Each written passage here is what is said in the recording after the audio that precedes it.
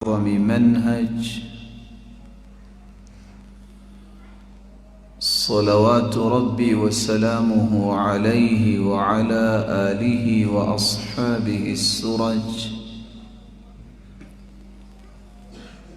أما بعد، فأعوذ بالله من الشيطان الرجيم. يرفع الله الذين آمنوا منكم والذين أوتوا العلم درجات.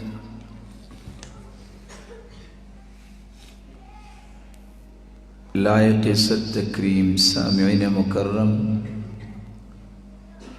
اور فضیلت مآب مشائخ کرام حفظکم اللہ ورعاکم.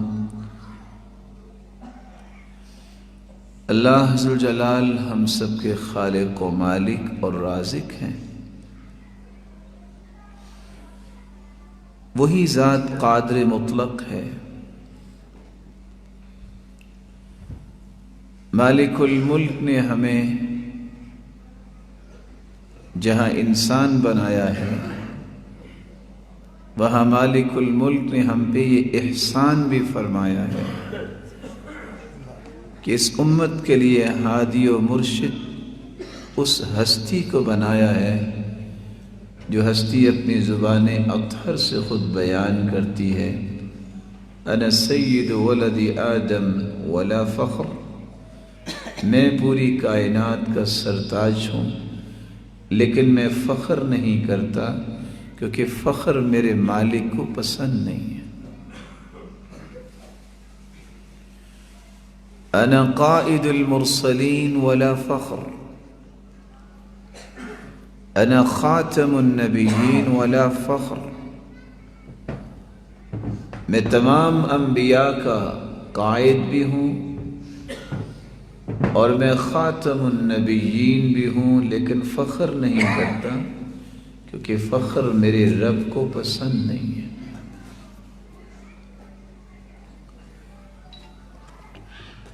اللہ ذوالجلال کا یہ فیصلہ ہے کہ رفعت،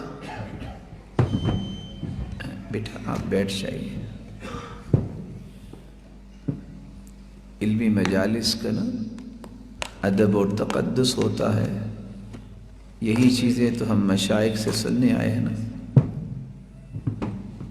اللہ تعالیٰ کا یہ فیصلہ ہے کہ رفعت، بلندی، مقام و مرتبہ اللہ نے رکھا ہی ان لوگوں کے لیے ہے جن کو اللہ نے ایمان کی دولت سے نوازا اور پھر انہوں نے ایمان کی دولت کے بعد علمی درجات طے کیے. کتنے خوش نصیب ہیں یہ روشن چہرے جو آج سند فضیلت لے رہے ہیں اور علم کی یہ منزل طے کر رہے ہیں. اللہ ذوالجلال ان کے ہاتھوں پہ اور زبانوں پہ خیر کو جاری فرمائے اور مشائخ کرام اللہ ان کی ان محنتوں کو ان کے لیے توشہ آخرت بنائے. علم کیا ہے؟ علم کا مطلب ہے پہچان، معرفت، ادراک. علم کہتے ہی اس کو ہے جس سے اللہ کی معرفت ملتی ہے، جس سے انسان کو کائنات کی سب سے اعلیٰ ہستی کی پہچان ہوتی ہے، جس سے انسان کو اپنی زندگی کے مقاصد کا ادراک ہوتا ہے کہ مجھے اللہ نے کیوں پیدا کیا، میں اس مالک کو کیسے راضی کر سکتا ہوں. اور کتنی خوبصورت بات سیدنا حسن بصری نے بیان کی جب ان سے سوال کیا گیا کہ علم کس کو کہتے ہیں، تو انہوں نے جواب دیا العلم و خشیت اللہ، یہ اللہ کے خوف کا نام ہے. اتنی عظیم نعمت ہے علم، اتنی عظیم نعمت ہے کہ اللہ عز جلال نے نورانی فرشتوں کو اگر خاکی کو سجدہ کرنے کا حکم دیا ہے تو اس کا راز کیا تھا؟ وَعَلَّمَ آدَمَ الْأَسْمَاءَ كُلَّهَا، آدم کے پاس وہ علم تھا جو اللہ نے فرشتوں کو عطا نہیں کیا تھا۔ یہ علم ہی ایک عظیم نعمت ہے کہ آج زمانہ 100 سال کی 14 کروٹیں لے چکا ہے، لیکن 14 سے 18 سال کا بچہ اگر اس کا نام آ جائے آج بھی تو بڑے بڑے مفسرین کے لکھتے لکھتے قلمیں رک جاتی ہیں اور نظریں بھی جھک جاتی ہیں۔ کس کا نام آیا ہے؟ عبداللہ ابن عباس حبر هذه الامہ۔ کس وجہ سے ان کی عظمت تھی؟ علم کی وجہ سے۔ صحیح بخاری مکمل کرنے والے یہ روایت پڑھ چکے ہیں۔ عمرو بن سلمہ، یہ بچہ 6 یا 7 سال کا مصلی نبی پہ کھڑا ہوتا ہے تو کس وجہ سے؟ کیونکہ اس کے پاس قرآن مجید کا علم زیادہ تھا۔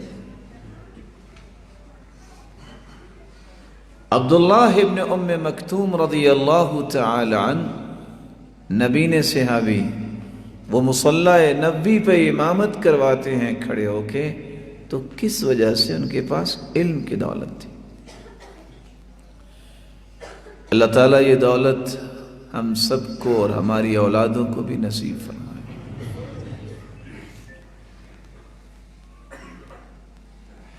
مالک الملک نے یہ احسان کیا ہے اپنے پیغمبر کے ذریعے کہ آج یہ علم ہم تک پہنچا ہے۔ اور یہاں یہ بات سمجھنا ضروری ہے، علم سے اللہ کا تقرب ملتا ہے، انسان اللہ کا محبوب بنتا ہے۔ اگر علم نہ ہو تو لوگ تو سمجھتے ہیں ہمارا فلاں دشمن ہے، فلاں دشمن ہے۔ سب سے بڑا دشمن شیطان ہے ہمارا، اور اس کے بعد سب سے بڑا دشمن جہالت ہے۔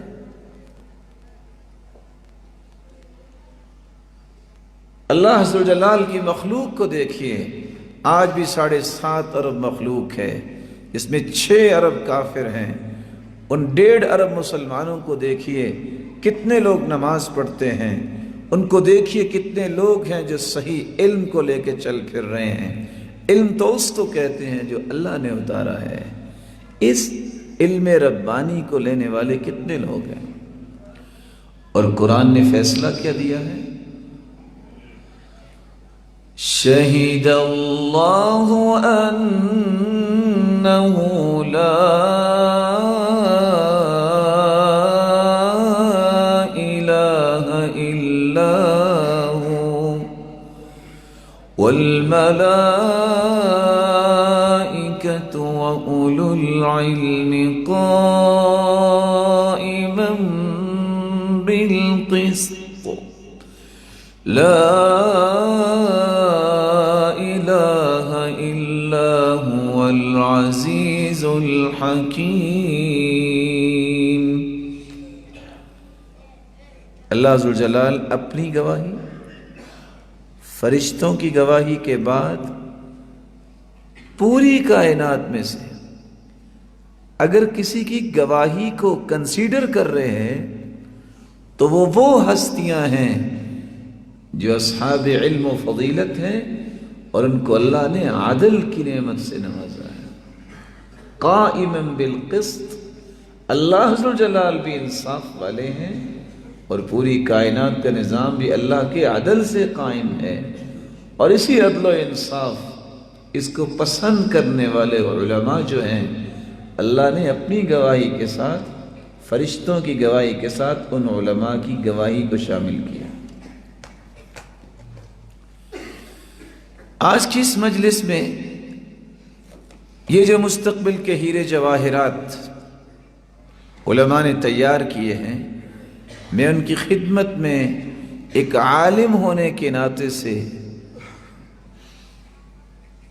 چند چیزیں پیش کرنا چاہوں گا کہ آپ چونکہ عالم بن گئے، اب آپ نے میدان دعوت میں نکلنا ہے، میدان تدریس میں نکلنا ہے، اور آپ نے لوگوں کو رہنمائی دینی ہے، اور آپ ہی وہ لوگ ہیں جو انبیاء کے وارث ہیں، اور انبیاء کا کام ہی یہ ہوتا تھا مانیٹرنگ کرنا۔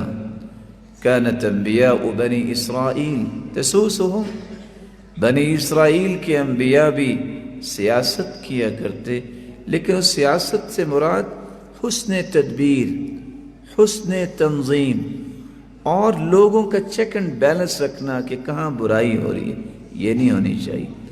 یہاں اللہ ذوالجلال کی بات نہیں مانی جا رہی، اس کو درست کرنا ہے، یہ علماء کی ذمہ داری ہے۔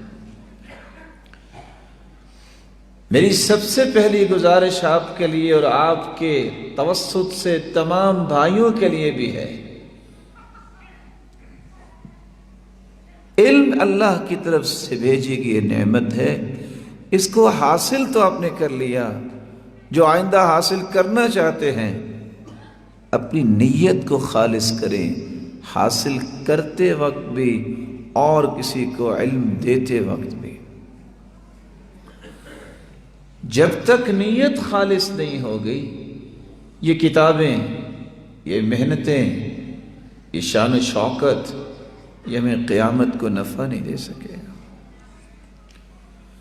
ان اللہ لا يقبل من العمل الا ما كان له خالصا وابتغي به وجهه، کیونکہ اللہ ذوالجلال صرف اسی عمل کو قبول فرماتے ہیں جو خالص اس کی رضا کے لیے کیا جائے۔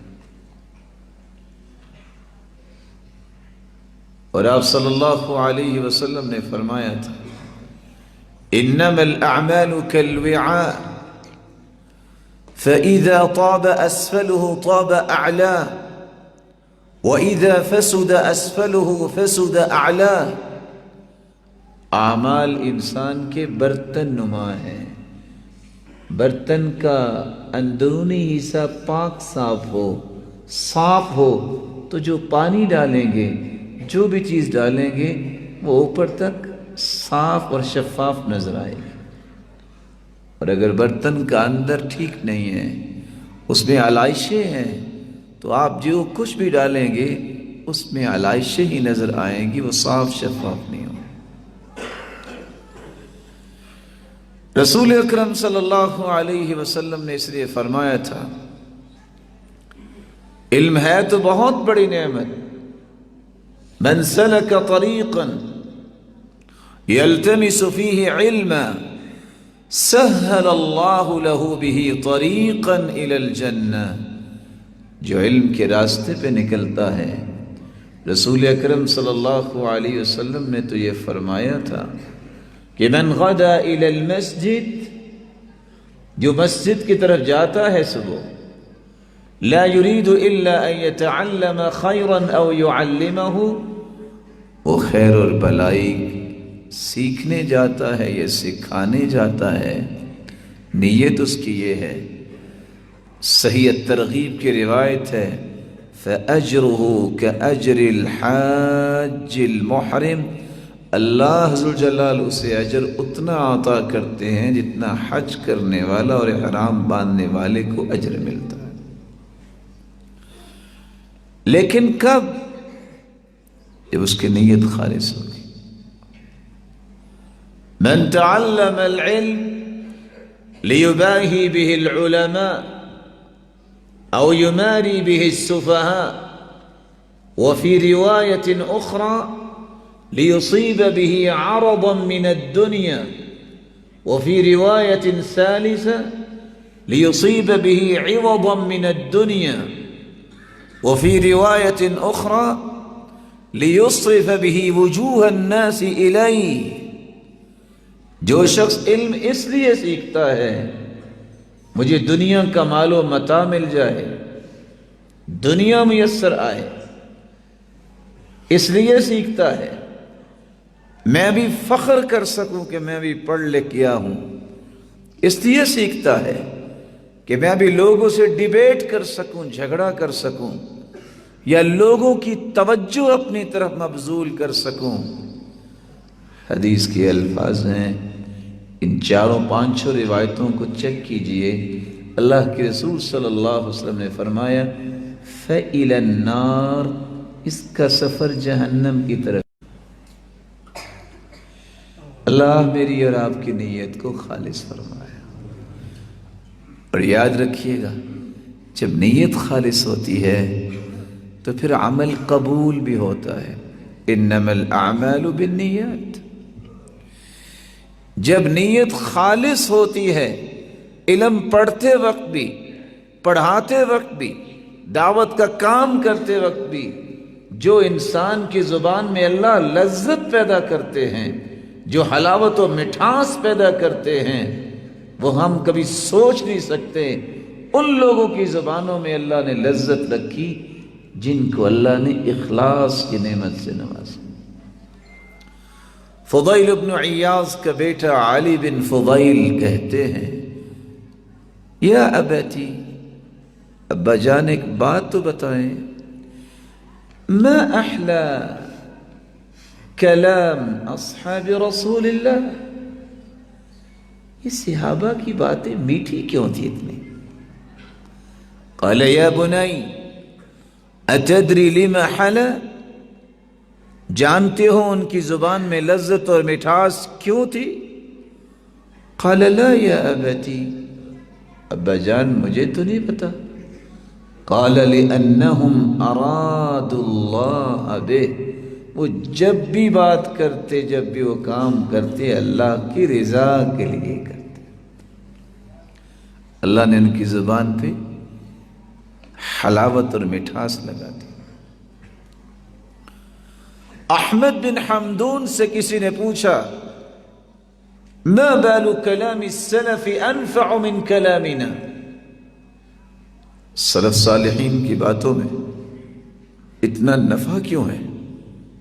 وہ معمولی سی بات کرتے اور دنیا کو کس قدر نفع ملتا، راز کیا ہے؟ کہا بتا دوں؟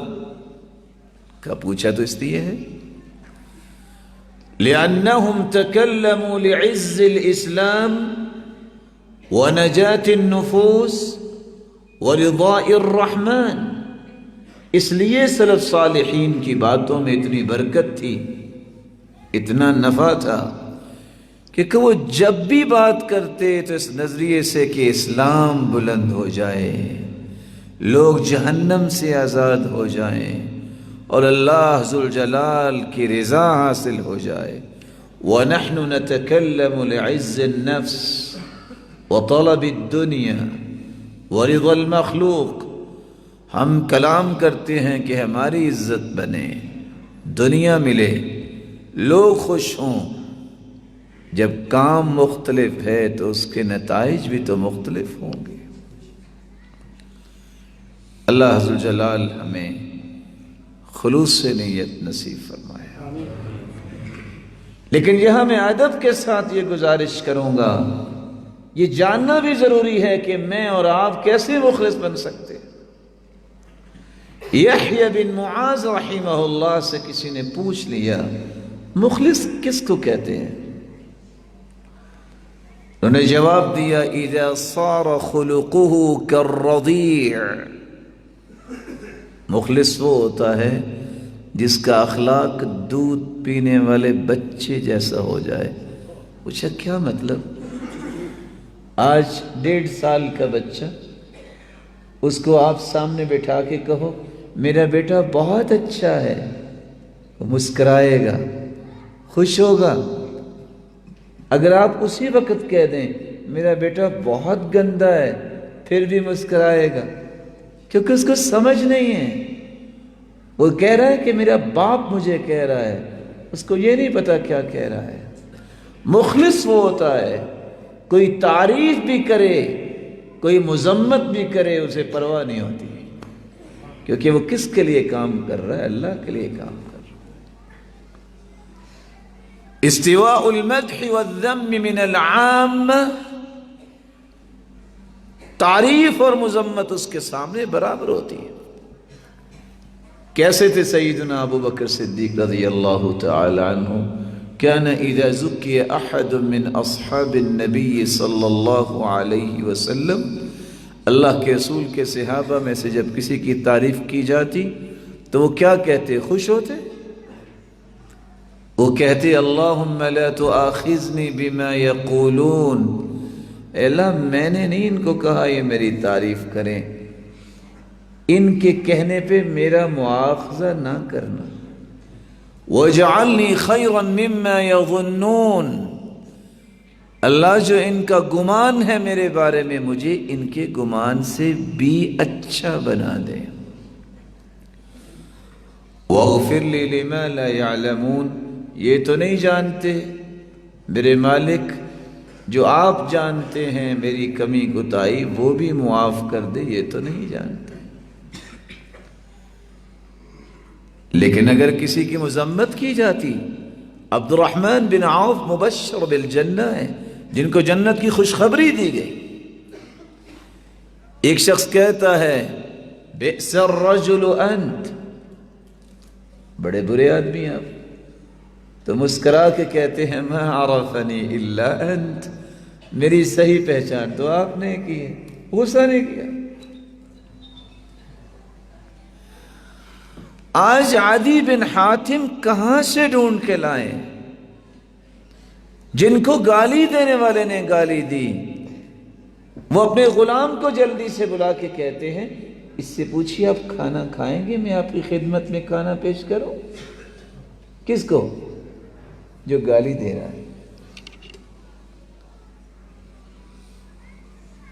آج ابو ذر کہاں سے ڈھونڈے؟ جس کو گالی دینے والے نے گالی دی، وہ بولنے لگے، کہتے ہیں اگر تم نے بات کی تو میں 100 گالیاں دوں گا۔ وہ مسکرا کے کہتے ہیں تم 100 گالیاں دو گے، میں ایک کا بھی جواب نہیں دوں گا۔ مخلص کو اس کی پرواہ نہیں ہوتی کون کیا کہہ رہے، اس کو صرف پرواہ یہ ہوتی ہے میں نے رب کے سامنے پیش ہونا ہے، میں وہاں کہیں ناکام تو نہیں ہو جاؤں گا۔ علی بن حسین کہاں سے لائے؟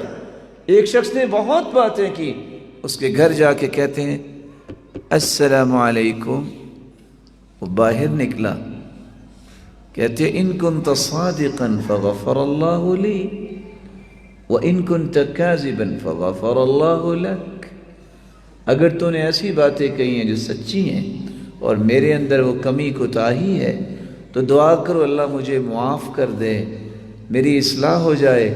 اگر غصے میں آ کے آپ نے کچھ غلط کہہ دیا ہے تو میں دعا کرتا ہوں اللہ تجھے معاف کر دے۔ ویسے ہمارا نا جھگڑا کوئی نہیں ہے۔ حسن بصری کہاں سے ڈھونڈے؟ کیسی کیسی باتیں ان کو کہی گئیں۔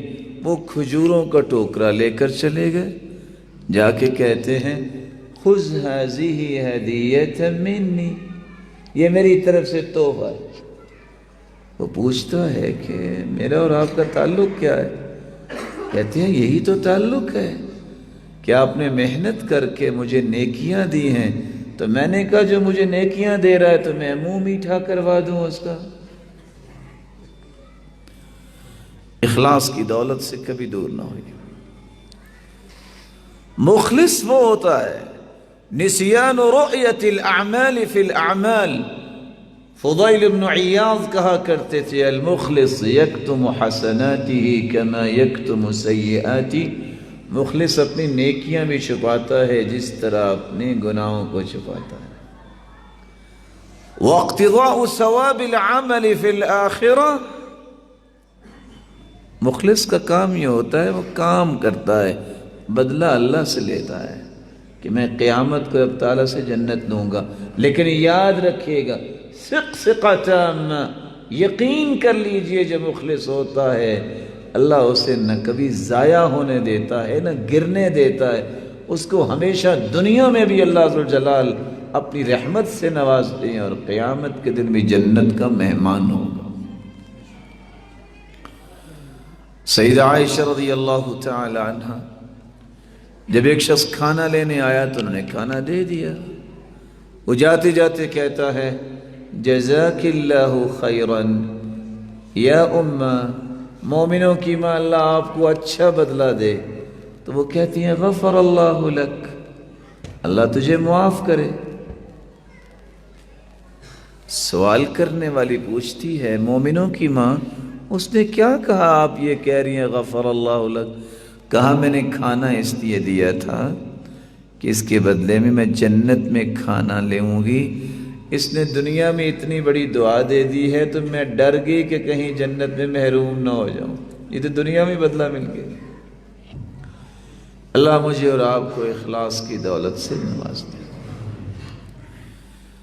دوسرا پیغام آپ کی خدمت میں یہ ہے،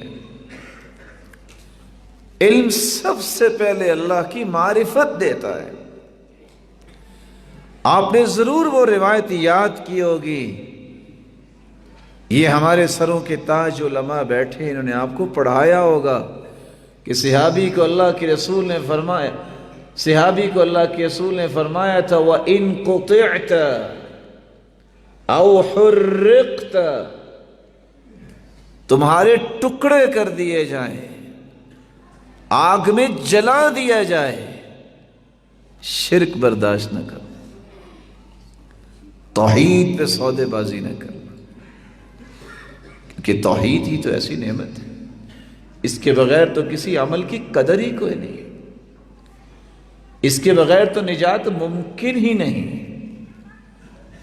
اس لیے اللہ عز و جلال نے جو دو باتیں بیان کی ہیں، وَلَقَدْ بَعَثْنَا فِي كُلِّ أُمَّةٍ رَسُولًا أَنِ اعْبُدُوا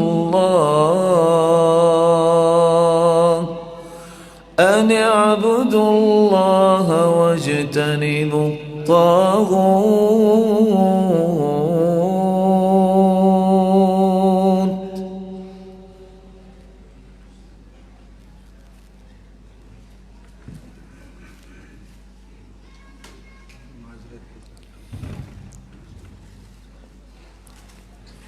جتنے بھی انبیاء کو ہم نے بھیجا، اللہ عز و جلال فرماتے ہم نے پہلا حکم یہ دیا کہ لوگوں کو یہ بات سمجھاؤ کہ وہ اللہ عز و جلال کی عبادت کریں، طاغوت سے بچ جائیں۔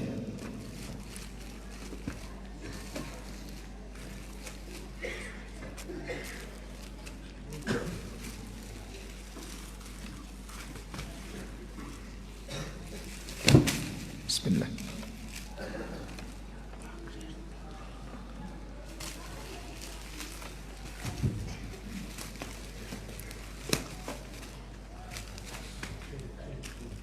توحید کی نعمت جب انسان کو ملتی ہے تو پھر اس کی سوچ میں بھی امن آتا ہے، اس کے اقوال میں بھی امن ہوتا ہے، اس کے اعمال میں بھی امن ہوتا ہے، ان کے گھروں میں بھی امن ہوتا ہے، ان کے معاشرے میں بھی امن ہوتا ہے۔ الذین آمنوا ولم يلبسوا ایمانهم بظلم اولئک لهم الامن وهم مہتدون۔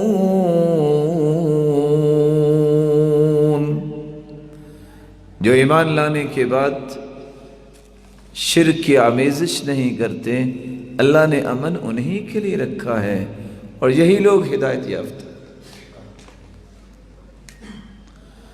توحید کے بعد تیسری گزارش جو میں آپ کی خدمت میں کرنا چاہتا ہوں،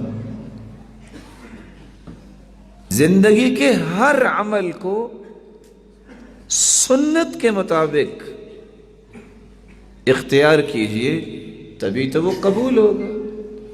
من عمل عملا لیس علیہ امرنا فہو رد۔ کوئی بھی عمل اور کوئی بھی کرنے والا ہو، اگر وہ رسول اللہ صلی اللہ علیہ وسلم کے طریقے کے مطابق نہیں ہے تو وہ عمل قبول نہیں ہوگا۔ زندگی بھی ضائع، صلاحیتیں بھی ضائع، وقت بھی ضائع، مال بھی ضائع، اگر سنت کے مطابق نہیں ہے تو اس عمل کی کوئی قدر نہیں۔ یہ یاد رہنا چاہیے کہ مجھے کیسے پتا چلے گا کہ میرا عمل سنت کے مطابق ہے؟ اس کے لیے یہ میزان اور مقیاس آپ مکمل کر چکے ہیں۔ امام کرمانی نے کہا تھا امام بخاری کے بارے میں، انہ وضع کتابہ قسطاسا ومیزانا یرجع الیہ، اللہ تعالیٰ نے امام بخاری کے ہاتھ سے ایک میزان تیار کروایا ہے، اگر چیک کرنا چاہو کہ کون سی بات صحیح ہے تو اس کے اوپر پیش کر دو۔ لیکن شاید کہ آپ 6 اصول اگر یاد رکھیں تو زندگی کی آخری سانس تک آپ بدعت کے قریب نہیں جائیں گے۔ سنت اس کو کہتے ہیں جس عمل کا سبب شریعت نے بیان کیا ہے۔ اگر کسی عمل کا سبب شریعت نے بیان نہیں کیا ہم اس کو سنت نہیں کہہ سکتے۔ اللہ کے رسول گھر سے نکلتے تو نماز پڑھ کے نکلتے، گھر واپس آتے تو 2 رکعتیں آپ نے پڑھی ہیں۔ آپ کہہ سکتے ہیں جی سنت ہے، میں واپس آ کے مسجد میں 2 رکعتیں پڑھ کے گھر جاؤں گا، ٹھیک ہے، لیکن آپ کے گھر کے 12 کمرے ہیں اور آپ کہیں کہ میں سنت پوری کرنا چاہتا ہوں، ہر کمرے میں 4 رکعتیں پڑھوں گا، اس کی نص پیش کرنی پڑے گی، دلیل دینی پڑے گی کہ اللہ کے رسول نے ایسا کیا۔ اس وقت بھی تو اللہ کے رسول صلی اللہ علیہ وسلم اپنے مکان کے چھت کے اوپر تو گئے ہی تھے جب سیدنا عمر جا کے سوال کرتے ہیں کہ میں آ سکتا ہوں، لیکن آپ نے ایسا کام نہ امت کو سکھایا ہے، جب تک نص نہیں ہوگی، دلیل نہیں ہوگی، سنت نہیں کہہ سکتے۔ سبب یہ ہے کہ بھی رمضان آئے گا، صوموا لرؤیتی وافطروا لرؤیتی، چاند نظر آئے گا تو رمضان شروع ہوگا، اس کا روزہ ہم رکھیں گے، جب 29 یا 30 دن کے روزے رکھیں گے تب عید ہم منائیں گے۔ اسی طرح 10 ذی الحجہ کو ہم قربانی کرتے ہیں اور عید پڑھتے ہیں، یہ تو سبب ہوئے، تو جو کوئی اور عید مناتا ہے اس کا سبب کیا ہے؟ سبب کوئی نہیں، کیونکہ اللہ کے رسول صلی اللہ علیہ وسلم کی خوشی میں اگر عید مناتا ہے تو اس کے بارے میں دیکھنا تو ہوگا نا، خود رسول اللہ صلی اللہ علیہ وسلم نے یہ خوشی منائی اس طرح۔ سنت وہ عمل ہوتا ہے جس کا سبب بھی شریعت نے بیان کیا، پھر اس کی جنس بھی شریعت نے بیان کی ہے۔ ہرن کتنا مزیدار ہے، کہنے والے کہتے بہت لذیذ ہوتا ہے، نیل گائے کتنی لذیذ ہوتی ہے، لیکن آپ قربانی کر سکتے ہیں اس کی؟ وَلِكُلِّ أُمَّةٍ جَعَلْنَا مَنْسَكًا لِيَذْكُرُوا اسْمَ اللَّهِ عَلَى مَا رَزَقَهُم مِّن بَهِيمَةِ الْأَنْعَامِ قال النووي رحمه الله الإجماع أنه لا يجزئ في الأضحية إلا الإبل والبقر والغنم، تعین کیا ہے بہیمۃ الانعام ہوں گے، باوجود اس کے کہ بہت لذیذ ہے ہرن، نیل گائے، آپ ذبح کر کے کھا تو سکتے ہیں، لیکن قربانی کے جانوروں میں ان کا تذکرہ نہیں ہے، سنت نہیں ہوگی۔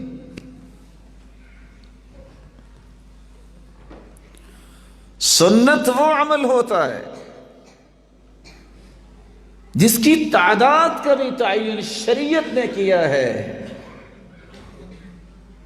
صبح کی 2 سنتیں ہیں اور فرض کتنے رکھتے ہیں؟ اگر کوئی کہے نہیں میں اللہ کی بڑی عبادت کرنا چاہتا ہوں، میں نے نا آئندہ سے 4 رکعتیں صبح کی پڑھنی ہیں، سنت ہوگی؟ کیونکہ اللہ کے رسول نے تو 2 پڑھی۔ اسی صحیح الجامع میں امام البانی روایت لائے ہیں، قیامت کے نزدیک لوگ فجر کی 4 رکعتیں پڑھیں گے۔ شریعت نے کتنی عیدیں دیے؟ وعیدان عند اولی النہى لا ثالث لهما لمن يبغي السلامة في غد الفطر والاضحى وكل زيادة فيهما سبيل خروج عن سبيل محمد. یہ صحیح بخاری اور صحیح مسلم میں آپ روایت کیا پڑھتے ہیں؟ فقد ابدلکم اللہ، پہلے بھی 2 دن تھے لوگوں کی خوشی کی، اللہ نے اچھے دن دے دیے آپ کو، الفطر والاضحى، ایک عید الفطر ہے ایک عید الاضحیٰ ہے۔ وضو کے بغیر نماز نہیں ہوتی، آپ وضو کرتے وقت ہاتھوں کو کتنی مرتبہ دھوئیں گے؟ صحیح بخاری میں آپ نے کتاب الوضو میں یہ باب پڑھے، مرتن مرہ، مرتین مرتین وثلاثن، آپ 1 مرتبہ بھی دھو سکتے ہیں، 2 مرتبہ بھی دھو سکتے ہیں، اور 3 مرتبہ بھی دھو سکتے ہیں۔ اور امام مالک کہا کرتے تھے کہ عالم کا 1 مرتبہ دھونا جو ہے عام لوگوں کے 3 مرتبہ دھونے کے برابر ہے، کیونکہ بڑی احتیاط سے دھوتا ہے۔ لیکن اگر کوئی کہے نہیں میں تو 10 مرتبہ دھوؤں گا، ذرا اچھی طرح صفائی ہو جائے، ٹھیک ہے۔ اور پتہ لوگ کیا کہتے ہیں؟ بھی صفائی ہے نا، نیکی ہے نا، بھی وضو ہی کر رہا ہوں نا۔ نیکی وہ ہے جس کو محمد مصطفیٰ نے اختیار کیا۔ اس لیے آپ نے ابن حجر کی عبارتیں پڑھی ہوں گی فتح الباری میں، اور دیگر روایتیں پڑھی ہوں گی، فمن زاد او نقص فقد اعتدى، وفي رواية اخرى وظلم، اخطا، زیادتی بھی ہے، ظلم بھی ہے، ایسا نہیں کر سکتے ہم۔ وہ امام مالک سے کسی نے پوچھا کہ 5 مشکیزیں میں نے لیے ہیں اور غسل کیا ہے تو میرا غسل ہو گیا؟ تو کہتے ہیں آپ پر تو غسل واجب ہی نہیں ہے۔ کہتے ہیں وہ کیسے؟ کہتے ہیں دیوانوں پہ کوئی غسل واجب ہوتا ہے؟ 5 مشکیزیں تم نے پانی ضائع کر دیا اور ابھی سوچ رہے ہو کہ غسل ہوا ہے کہ نہیں ہوا؟ کان یغسل، اللہ کے رسول غسل کرتے تو کس کے ساتھ؟ بالصاع الى 5 امداد، 1 سا اور 5 مدوں کے ساتھ۔ تم نے 5 مشکیزیں بہا دی اور پوچھتے ہو غسل ہوا ہے کہ نہیں ہوا؟ اللہ کے رسول صلی اللہ علیہ وسلم کی سنت وہ ہوگی جس کی تعداد جو ہے وہ شریعت نے بیان کی۔ سنت وہ عمل ہوگا جس کی کیفیت بھی شریعت نے طے کر دی ہے۔ آپ صحیح بخاری میں، صحیح مسلم کتب 6 اٹھائیں، حدیث کیا کہتی ہے؟ کان اذا قام الى الصلاة کبر ورفع يديه حذو منکبیہ، آپ جب نماز کے لیے کھڑے ہوتے تو اپنے دونوں ہاتھوں کو کہاں تک لے آتے؟ کندھوں کے برابر۔ اور دوسری روایت ہے حیال اذنی، کانوں کے لو تک۔ اور آپ نے سنن نبی داؤد کی روایت بھی پڑھی ہوگی، كانوا يرفعون ایدیہم الى صدورہم، جو شخص کانوں سے اوپر لے جائے یہ سنت نہیں ہو سکتا کیونکہ حدیث نہیں ہے، اور جو اٹھائے ہی نہ وہ کیسے سنت ہو سکے گی؟ اللہ کے رسول سے ثابت کرنا پڑے گا، کیفیت ہے۔ ثم يشد بهما على صدری، حلب الطائی کی روایت آپ نے ضرور پڑھی ہوگی، اللہ کے رسول پھر اپنے دونوں ہاتھوں کو کہاں باندھتے تھے؟ صدر کس کو کہتے ہیں؟ سینے کو کہتے ہیں۔ اگر کوئی حدیث صحیح ثابت ہوگی تو کسی اور جگہ باندھ سکے گا، کوئی حدیث ثابت ہی نہیں۔ کیفیت طے ہے، وضو کرنا ہے۔ ایک بندہ کہے آج بہت تھکاوٹ ہے تو میں بیٹھا ہوا ہوں، چلو پہلے پاؤں دھو لیتا ہوں، بعد میں ہاتھ دھو لوں گا، پھر چہرہ دھو لوں گا، کام وہی کرے جو وضو کے ہے، وضو ہو جائے گا۔ اس کی ایک ترتیب ہے، ایک کیفیت ہے۔ زیادہ تھکاوٹ ہو جائے، چلو پہلے 2 سجدے کر لیتا ہوں، اٹھ کے رکوع کر کے پھر قیام کر کے تو سلام پھیر دوں گا، کام تو وہی کیا ہے، نماز ہو جائے گی۔ اس کی کیفیت ہے، اس سے اعراض نہیں کیا جا سکتا۔ اللہ ذوالجلال نے اس جیسی ہستی نہیں کوئی بنائی، مخلوق میں سب سے اعلیٰ ذات کے اعتبار سے محمد ہیں تو اپنی بات کے اعتبار سے بھی محمد صلی اللہ علیہ وسلم۔ سنت وہ عمل ہے جس کے وقت کا تعین بھی شریعت نے کیا ہے۔ اللہ تعالیٰ آسانی فرمائے، وَاكْشِفِ الْغُمَّ عَنْ هَذِهِ الْأُمَّةِ، اللہ یہ مصیبت اور وائرس کو دور فرمائے امت سے، اور پھر رون کے مسجدوں میں اور بیت اللہ میں لگیں۔ اگر کوئی 2 سال پہلے آپ نے دیکھا کہ کتنے کتنے لاکھ لوگ جاتے تھے، اگر کوئی بندہ کہے توبہ، بہت وہاں بھیڑ تھی، میں نے نہ سوچا ہے کہ اب میں آرام سے محرم کے آخر میں جاؤں گا، مینا بھی خالی ہوگا، میدان عرفات بھی خالی ہوگا، میں نے اکیلے نے حج کرنا اور کرنا ہے محرم کے آخر میں، اس کا حج ہو جائے گا۔ الحج اشہر معلومات فمن فرض فیہن الحج، حج کے مہینے متعین ہیں، شوال، ذوالقعدہ اور عشر ذی الحجہ۔ آپ محرم میں کیسے حج کر سکتے ہیں؟ وقت کا تعین شریعت نے کیا، میری مرضی سے تعین نہیں ہوگا۔ میں چاہوں تو مغرب کے قریب جا کے عصر کی نماز پڑھ لوں، میری مرضی نہیں ہے، بلکہ فرمایا تلک صلاۃ المنافق، یہ تو منافق کی نماز ہے کہ یرقب، انتظار کرتا رہتا ہے، جب بالکل سورج غروب ہونے والا ہوتا ہے تو اٹھ کے ینقر نقر الغراب، لفظ بھی دیکھیے، کوا چونچ کس طرح مارتا ہے، جلدی جلدی پڑھتا ہے، یہ تو منافق کی نماز۔ وقت شریعت نے متعین کیا ہے، نماز کب پڑھنی، روزہ کب رکھنا اور حج کب کرنا ہے۔ سنت وہ عمل ہوگا جس کا چھٹا اصول یہ ہے، کچھ ایسی جگہیں ہیں جن کا تعین اللہ نے کیا ہے، اپنے پیغمبر کی زبان سے کروایا ہے۔ حدیث میں آتا ہے صلاۃ فی مسجدی ھذا افضل من 1000 صلاۃ فیما سواہ الا المسجد الحرام، وصلاة في المسجد الحرام افضل من 100,000 صلاة فيما سواه۔ جو مسجد نبوی میں نماز پڑھتے 1000 سے افضل نمازوں کو اسے ثواب ملتا ہے، لیکن جو بیت اللہ میں نماز پڑھتا ہے 1,00,000 نماز سے بھی افضل نماز کا اس کو اجر ملتا ہے۔ اگر آپ کوئٹہ میں 55 سال تکبیر اولیٰ کے ساتھ نماز پڑھتے ہیں تو 55 سال کی نمازوں کے برابر ایک نماز تکبیر اولیٰ کے ساتھ بیت اللہ میں پڑھیں تو 55 سال کی نمازوں سے افضل۔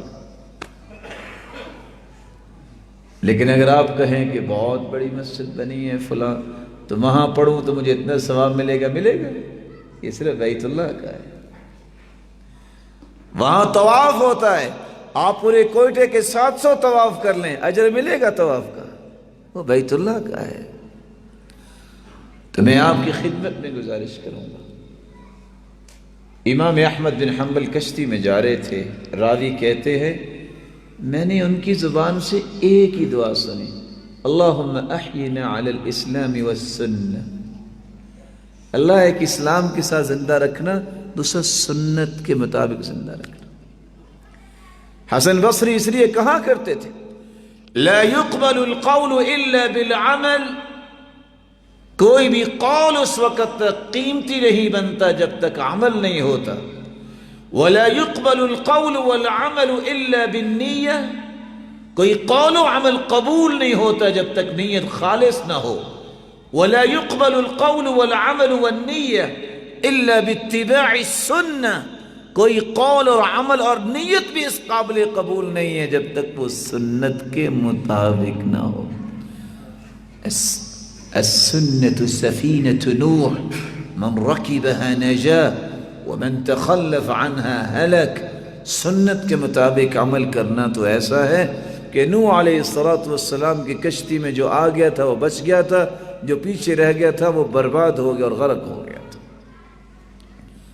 تو اخلاص، توحید، سنت کے مطابق عمل، اور چوتھی گزارش، اس علم کا رنگ میرے اور آپ پہ چڑھنا چاہیے۔ علم کا مطلب ہے خشیت اللہ، آپ چلتے پھرتے نظر آئیں، لوگ سوچیں یہ ہے اللہ سے ڈرنے والا، یا اللہ مجھے بھی ایسا بنا دے۔ کیسا علم؟ جرنیل بن جاؤ، غلام بن جاؤ، خشیت میں فرق نہ آئے، جیل میں چلے جاؤ، بادشاہی تخت پہ بیٹھو، جیل والے بھی یوسف کو کہہ رہے تھے انا نراک من المحسنین، اور بھائی بھی آ کے مصر کے تخت پہ بیٹھے یوسف کو کہہ رہے ہیں انا نراک من المحسنین۔ اس کے احسان میں کوئی فرق نہیں آیا۔ جرنیل تھے عمر، زمین پہ بیٹھے رو رہے ہیں۔ فأخذت ابنا من الارض، زمین سے ایک دھاگا اٹھا کے کہتے ہیں یا لیتنی کنت تبنا، کاش میں بھی ایک دھاگا ہوتا، یا لیتنی لم تلدنی امی، کاش میری ماں نے مجھے جنا ہی نہ ہوتا۔ کون رو رہا ہے؟ جس کے بارے میں اللہ کے رسول کی زبان ابتر بولتی ہے لو کان بعدی نبی لکان عمر، میرے بعد اگر کوئی نبی ہوتا تو وہ عمر ہوتا، اور وہ بیٹھ کے رو رہے ہیں۔ غلام بکریوں کا چرواہا ہے، پی ایچ ڈی کے بعد لوگ بکریاں نہیں چراتے، کیسا علم ہے؟ بکریوں کے چرواہے کو عبداللہ بن مسعود کہتے ہیں ایک جانور تو دے دو، کہتے نہیں میرے مالک نے منع کیا ہے۔ کہا تو تم قیمت لے لو، مالک کون سا دیکھ رہا ہے؟ وہ کہتا ہے میرا مالک تو نہیں دیکھ رہا، لیکن میرے مالک کا مالک تو دیکھ رہا ہے، اس کو میں کیا جواب دوں گا؟ یہ خشیت ہے، یہ اللہ کا خوف میرے اور آپ کے اندر پیدا ہونا چاہیے۔ یہی علم کی شان ہے، یہی علم کی شان ہے۔ وہ کیسے تھے سیدنا ابو بکر صدیق رضی اللہ تعالیٰ عنہ، جس جیسا اللہ کے رسول کے بعد کوئی صحابی، کوئی تابعی، کوئی تبع تابعی آج تک نہیں آیا، نہ آئے گا، جس کے لیے 8 جنت کے دروازے کھول دیے جائیں گے۔ اور اللہ کے رسول نے فرمایا تھا میں ہر ایک کے احسانات کا بدلہ تو دے چکا، سیدنا ابو بکر کے احسانات کا بدلہ میرا رب دے گا۔ اور وہ کہتے ہیں یا لیتنی کنت شجرۃ تعضد ثم تؤکل، کاش میں ایک درخت ہوتا، اس کو کاٹ کے جانوروں کے سامنے ڈال دیا جاتا، جانور کھا لیتے اور میرا حساب نہ ہوتا۔ کیسی ہے سیدہ عائشہ جس کے بستر پہ وحی کا نزول ہوتا، جس کی پاکیزگی کو اللہ نے قرآن بنا دیا، جس کے بارے میں اللہ کے رسول فرماتے عائشہ تم جنت میں بھی میری بیوی ہو، اور رو رو کے اپنا دوپٹہ بھگویا ہوا ہے اور کہہ رہی ہیں یا لیتنی کنت ورقۃ من هذه الشجرہ، کاش میں ایک درخت کا پتا ہوتی، کوئی جانور کھا لیتا اور مجھے حساب کتاب میرا نہ ہوتا۔ اللہ میرے اور آپ کے اندر خوف پیدا فرمائے۔ علم کا رنگ یہ ہے جب بھی کوئی بات ہو، نہیں بھائی میں نہیں یہ کر سکتا۔ کیوں نہیں کر سکتا؟ یحییٰ بن معاذ کو گالی دی نا کسی نے تو مسکرا دیے، تو ساتھی ساتھ بیٹھا کہتا لم لم ترد علی، جواب دو اس کو۔ جیسے آج ہم بھی کہتے ہیں نا بزدل بن گئے ہو، تو مسکرا کے کہتے ہیں فلماذا تعلمت اذن، اگر میں نے گالی کا جواب گالی سے دینا تھا تو میں نے علم کیوں پڑھا؟ علم پڑھنے سے تو گالیوں کا جواب گالیوں سے نہیں دیتے۔ علم تو یہ کہتا ہے لا تسبوا الشیطان، تم شیطان کو بھی گالی نہ دو۔ حدیث آپ نے پڑھی ہوگی، جب شیطان کو بھی گالی دینا جائز نہیں ہے، جس سے برا کوئی نہیں، تو کسی نیک آدمی کو گالی دینا کیسے جائز ہے؟ میں 5ویں گزارش آپ کی خدمت میں کرنا چاہوں گا، جو بھی کام کریں آپ، تدریس کا، دعوت کا، تعلیم کا، خدمت خلق کا، اللہ سے مشورہ کیا کرنا، اساتذہ سے بڑوں سے مشورہ کیا کرنا۔ آپ نے پڑھا ہوگا ابو علی غسانی کی بات تو پڑھی ہوگی کہ امام بخاری نے فرمایا تھا میں نے 6 لاکھ حدیثوں کا خلاصہ لکھا ہے، اور امام بخاری کی یہ بات پڑھی ہوگی کہ ما وضعت فی الجامع، میں نے اس کتاب میں کوئی حدیث نہیں لکھی الا بعد، اس وقت تک اغتسلت فی، میں نے غسل کیا، وصلیت فیہ رکعتین، میں نے 2 رکعتیں پڑھی، واستخرت اللہ سبحانہ وتعالی، میں نے استخارہ کیا، وَتَيَقَّنْتُ صِحَّتَهُ، اور میں نے اس کے صحیح ہونے کا یقین کیا۔ میں سوچتا ہوں یہ 7297 حدیثیں لکھنے والے امام بخاری نے وہ کتنی مرتبہ استخارہ کیا ہو، کیسا اللہ سے تعلق تھا اس انسان کا۔ یاد رکھیے، آپ کے 5 سالہ کتابیں پڑھنے کے بعد جو چیز حاصل ہوگی وہ ان سروں کے تاج جو ہمارے علماء، ان کی ایک مجلس میں وہ آپ کو اتنا علم دے دیں گے جو آپ 5 سال میں خود بیٹھ کے نہیں پڑھ سکتے۔ اساتذہ سے تعلق نہ توڑیے گا، ان سے رہنمائی لیجیے گا، مشورہ کیجیے گا، آپ کبھی کسی میدان میں گریں گے نہیں، ناکام نہیں ہوں گے۔ چھٹی گزارش جو میں آپ کی خدمت میں کرنا چاہتا ہوں، کبھی زندگی میں حرام کی طرف ہاتھ نہ لے کے جانا، تھوڑا کھا لینا لیکن حلال کھانا۔ احمد بن حفص کہتے ہیں میں امام بخاری کے والد کے پاس گیا، میں نے کہا اپنی اولاد کے لیے کیا چھوڑ کے جا رہے ہو؟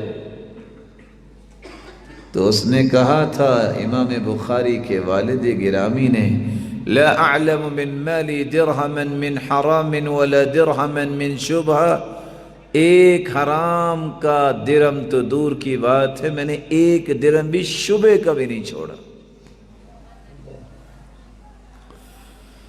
من اکل الحلال عبد اللہ شاء ام ابا ومن اکل الحرام عصى اللہ شاء ام ابا، جو حلال کھاتا ہے چاہے نہ چاہے اللہ اس کی ڈائریکشن درست رکھتے ہیں، اس کا قبلہ درست رہتا ہے۔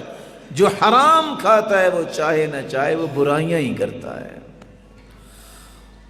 کل جسد نبت من سحت فالنار اولی بہ، جو جسم حرام سے پلتا ہے اس کے لیے آگ ہی بہتر ہے، اور حلال کھانے والوں کی زبان سے نکلنے والے کلمات کو اللہ رد نہیں کرتے، اللہ قبول فرماتے۔ اللہ عز و جلال سب کو حلال وافر نصیب فرمائے۔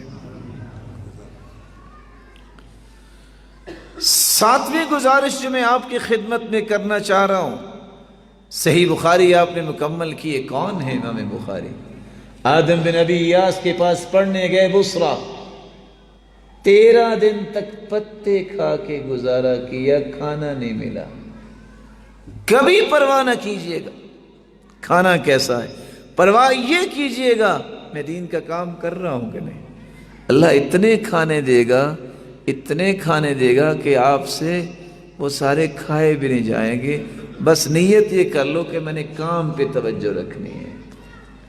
رسول اکرم صلی اللہ علیہ وسلم کی حدیث امام بخاری نے جمع کی تو ایسے نہیں کر لی، بقدر الکد تنقسم المعالی من طلب العلا سہر اللیالی یغوص البحر من طلب اللآلی ومن رام عزا بدون کد بغیر کد اضاع العمر فی طلب المحال۔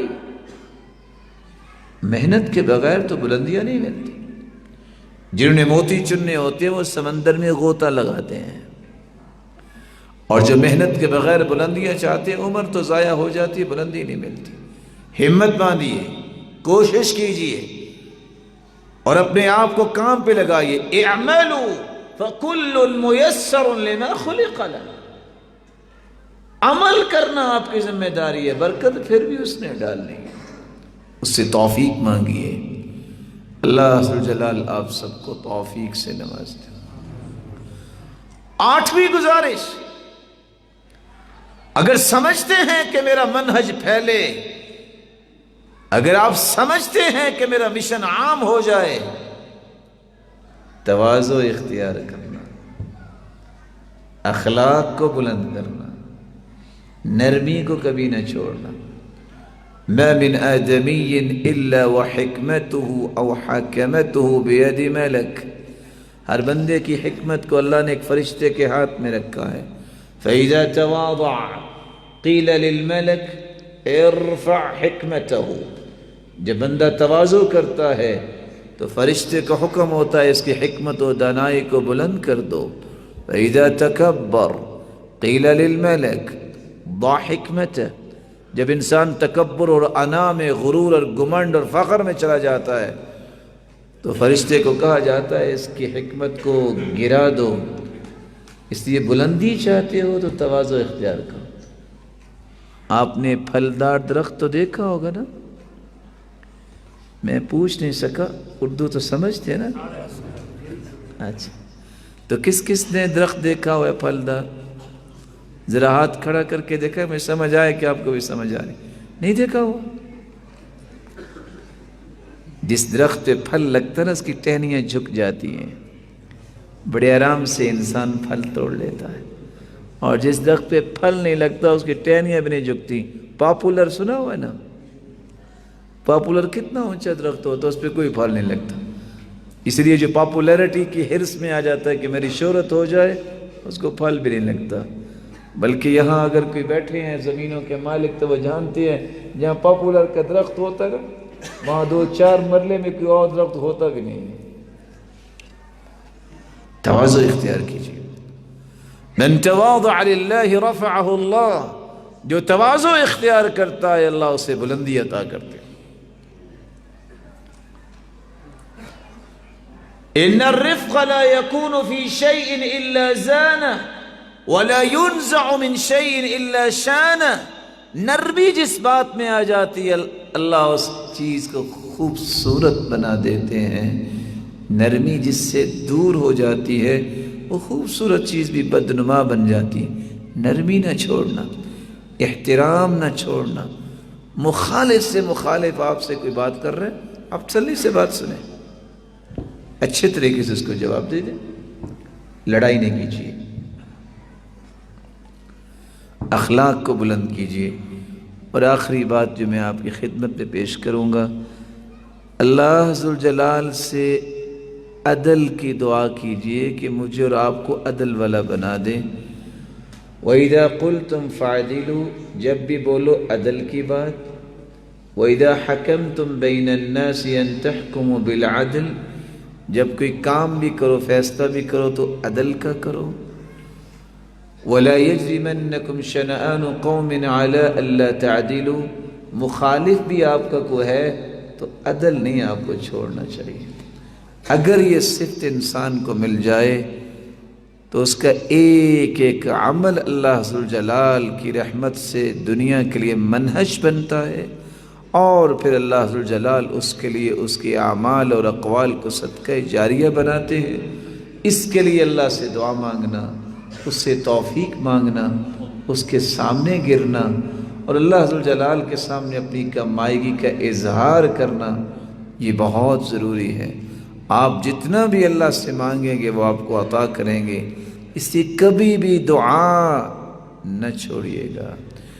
اس لیے کہنے والے کہا کرتے ہیں کہ اللہ کے رسول صرف دعوت نہیں دیتے تھے، وہ راتوں کو اٹھ کے امت کے لیے دعائیں بھی کیا کرتے تھے، اپنے شاگردوں کے لیے دعائیں بھی کرنا۔ اللہ ان کے ہاتھ پہ خیر کو جاری فرما دے۔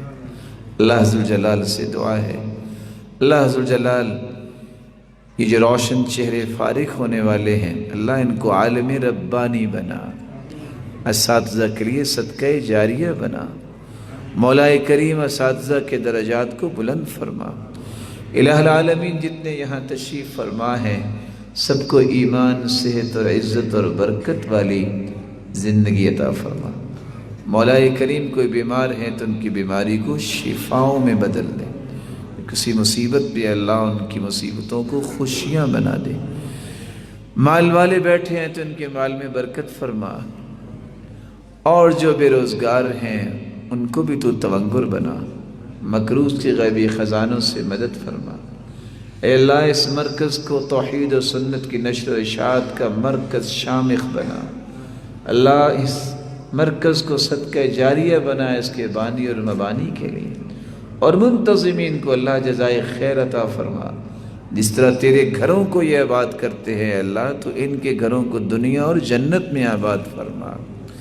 جس طرح تیرے گھر میں جمع ہیں اللہ سب کو جنت الفردوس میں اپنے محبوب کے ساتھ جمع فرما اور اپنے دیدار کا مستحق بنا۔ اگر آپ، میں گزارش کرنا چاہتا ہوں، کر سکتا ہوں آپ سے، درس ختم ہو گیا، کر سکتا ہوں سب سے؟ ساتھی جواب نہیں دے رہے.